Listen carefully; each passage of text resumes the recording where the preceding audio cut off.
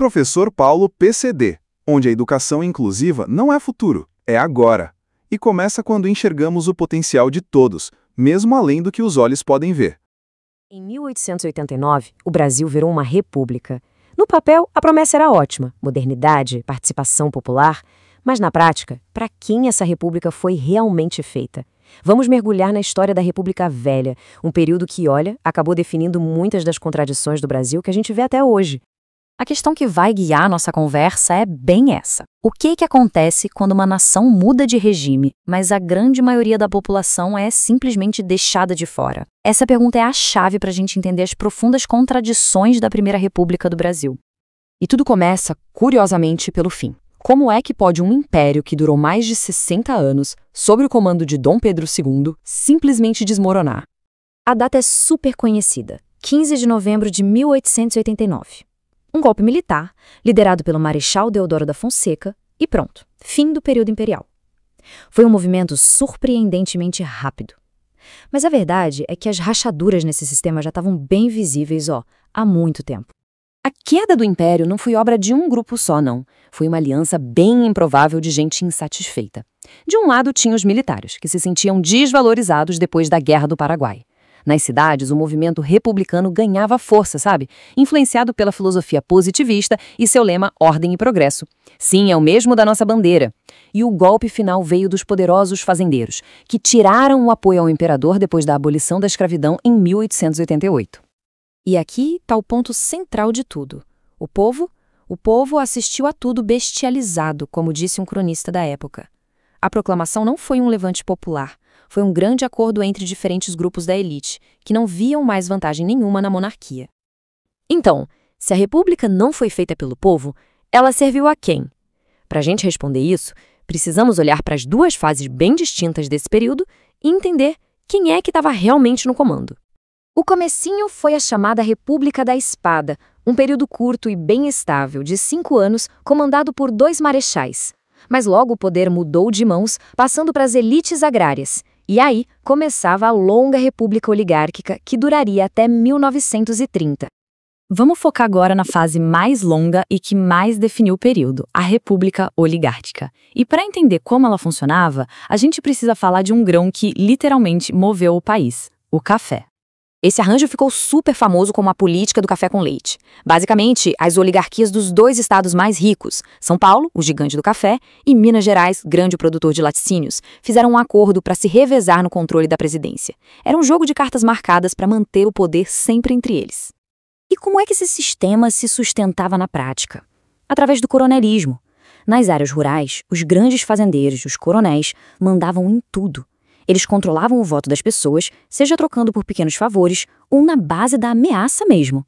Era o chamado voto de cabresto. E aqui está o ponto crucial. O Brasil tinha eleições, tinha uma Constituição, mas, na prática, a vontade do povo era totalmente manipulada. Era só uma fachada de democracia para manter um sistema de privilégios para poucos. A economia girava toda em torno de um único produto, o café. Esse ouro verde financiou a modernização de cidades como São Paulo e Rio de Janeiro. E o governo, claro, agia como um guardião dos interesses dos barões do café, chegando a comprar o excesso da produção só para garantir os preços. Enquanto a elite brindava nos salões, a desigualdade social no campo e nas cidades só crescia. Um sistema tão desigual não podia durar para sempre sem resistência.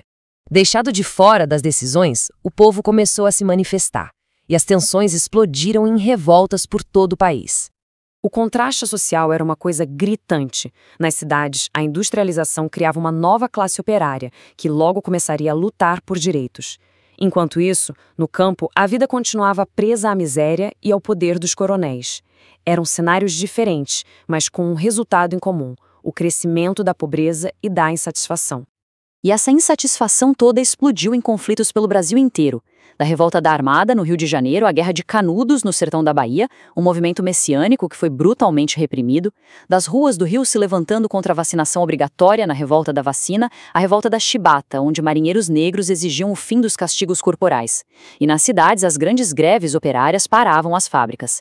A República Velha foi tudo, menos pacífica. Todo sistema baseado em privilégios e exclusão tem um prazo de validade.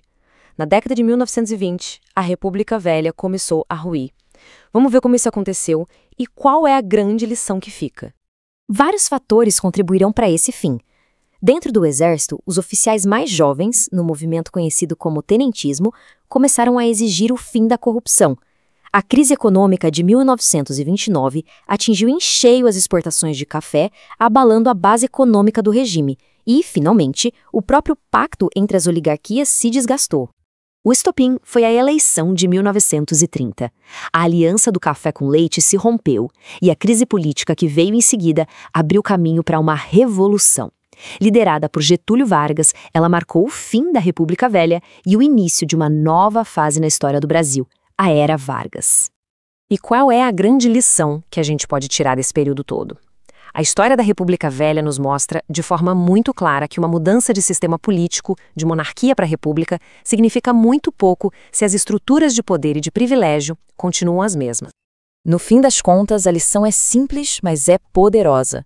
Uma república só é verdadeira quando o povo faz parte dela. Mais de um século depois, a promessa de 1889 de uma república para todos ainda ecoa, nos lembrando que a construção de uma nação verdadeiramente democrática é um desafio constante. Professor Paulo PCD, onde a educação inclusiva não é futuro, é agora. E começa quando enxergamos o potencial de todos, mesmo além do que os olhos podem ver.